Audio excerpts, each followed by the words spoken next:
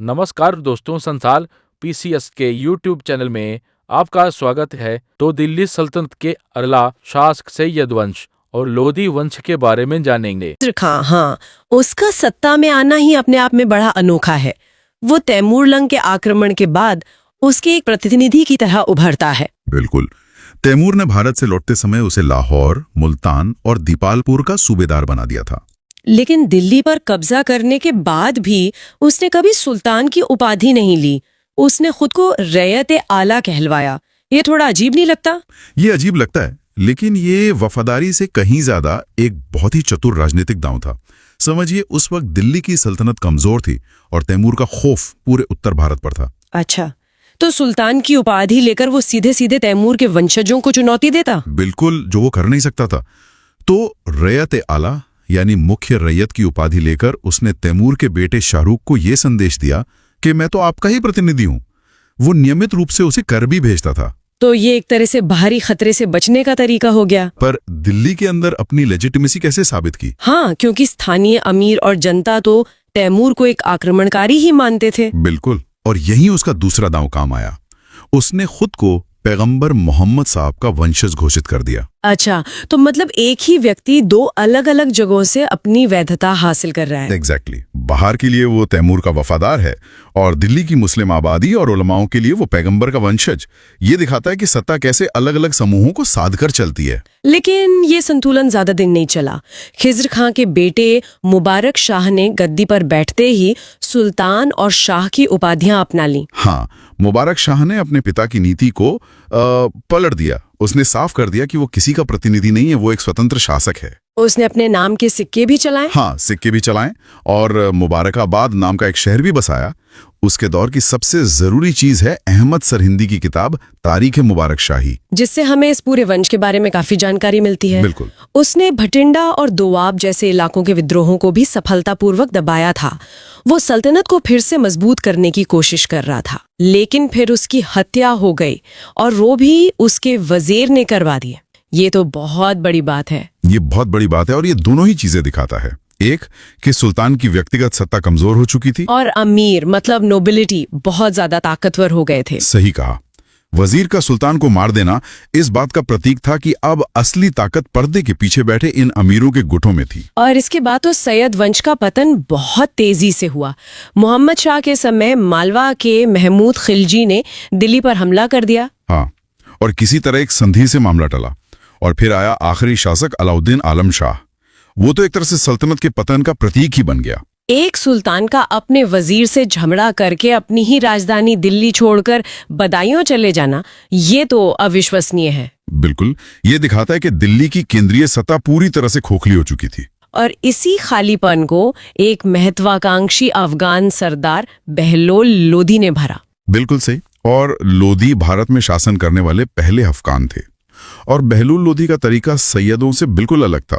वो जानता था कि वो बाकी अफगान सरदारों में प्रथम है, पर एकमात्र शासक नहीं। इसीलिए शायद वो सिंहासन पर नहीं बैठता था और अपने सरदारों के साथ कालीन पर बैठता था। ये सुनने में तो बड़ा विनम्र लगता है, लेकिन क्या ये एक राजनीतिक मजबूरी भी थी? ये विनम्रता और राजनीतिक मजबूरी का मिश्रण था। अफगान कबीलाई व्यवस्था में सब बराबर माने जाते थे। बहलोल लोधी अगर सुल्तानों जैसा शाही व्यवहार करता तो शायद दूसरे अफगान सरदार उसके खिलाफ हो जाते। तो कालीन पर बैठकर उसने ये संदेश दिया कि मैं आप में से ही एक हूँ। हाँ, और ये तरीका काम कर गया। उसने लगभग 38 साल तक शासन किया, जो दिल्ली के सुल्तानों में सबसे लंबा कार्यकाल है। उसने जौनपुर को जीता और बहलोली सिक्के चलाए जो अकबर के समय तक इस्तेमाल होते हैं। बहलोल लोधी के बाद उसका बेटा सिकंदर लोधी आया, जिसे इस वंश का सबसे काबिल शासक माना जाता है। सिकंदर लोधी एक असल मायने में स्टेट बिल्डर था। उसके दो काम सबसे अहम हैं।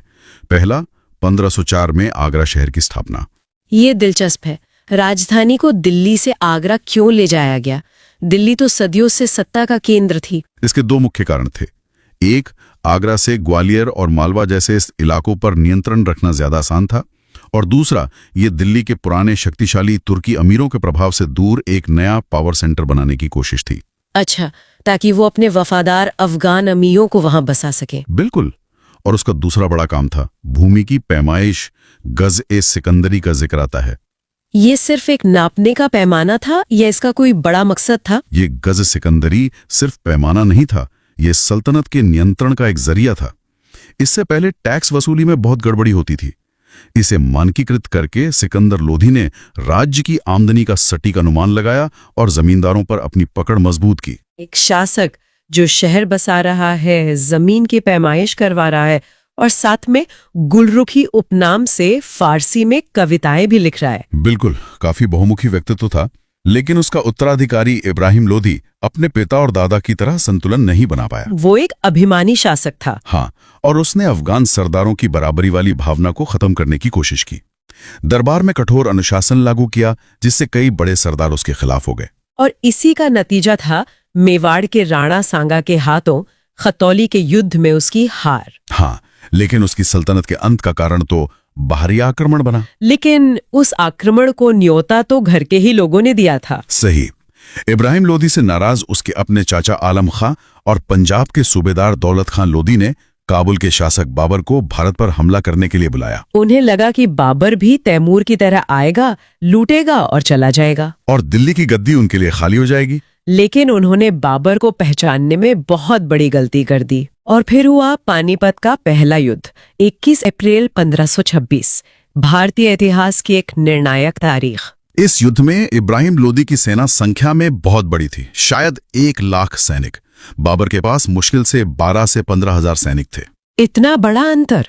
हाँ, लेकिन बाबर के पास 2 ब्रह्मास्त्र थे, तोपें और तुलुगमा युद्ध पद्धति। भारत में बारूद का इस्तेमाल तो पहले भी होता था, लेकिन युद्ध के मैदान में तोपों का ये पहला बड़ा प्रयोग था शायद। बिल्कुल, बाबर के तोपची उस्ताद अली और मुस्तफा ने तोपों से ऐसी तबाही मचाई कि लोधी की सेना में भगदड़ मच गई। लोधी के हाथी तोपों की आवाज से ही बिदक कर अपनी ही सेना को कुचलने लगे। और तुलुगमा पद्धति क्या थी? उसमें सेना की एक टुकड़ी दुश्मन को घूमकर पीछे से घेर लेती है, तो लोधी की विशाल सेना आगे और पीछे दोनों तरफ से फंस गई और कुछ ही घंटों में युद्ध का फैसला हो गया। हाँ, इब्राहिम लोधी लड़ते हुए मारा गया और वो युद्ध के मैदान में मारा जाने वाला दिल्ली सल्तनत का पहला और आखिरी सुल्तान बना।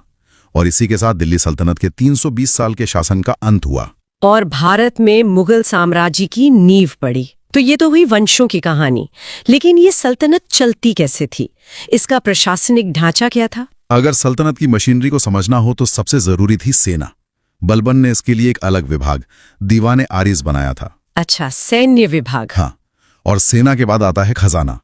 राज्य चलता कैसे था? टैक्स कहां से आता था? भू राजस्व तो सबसे बड़ा स्रोत रहा होगा। बिल्कुल, जिसे खराज कहते थे। फिर था खुम्स, यानी युद्ध में लूटे गए माल का हिस्सा। आमतौर पर यह 1/5 होता था, लेकिन अलाउद्दीन खिलजी ने इसे बढ़ाकर 4/5 कर दिया था। 2 और करों का बहुत जिक्र होता है, जजिया और ज़कात।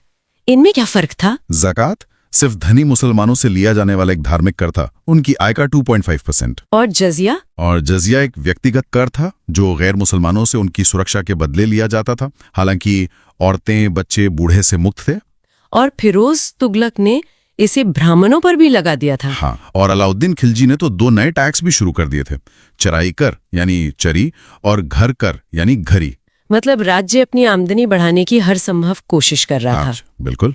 खिलजी और तुगलक जैसे सुल्तानों की सोच साफ थी, राज्य की आमदनी बढ़ाओ ताकि एक बड़ी सेना रखी जा सके। ये तो हुई प्रशासन की बात, लेकिन सल्तनत काल ने हमें वास्तुकला या आर्किटेक्चर की एक नई शैली भी दी। हाँ, जिसे इंडो इस्लामिक आर्किटेक्चर कहते हैं। इसकी शुरुआत हमें कुतुबुद्दीन ऐबक के समय ही दिख जाती है। दिल्ली की पहली मस्जिद कुव्वतुल इस्लाम और अजमेर का 2.5 दिन का झोपड़ा, और बेशक कुतुब मीनार, जिसका काम ऐबक ने शुरू किया और इल्तुतमिश ने पूरा करवाया। लेकिन खिलजी काल में इस आर्किटेक्चर में एक नया निखार आया। अलाई दरवाजा का जिक्र होता है। अलाई दरवाजा कई मायनों में खास है।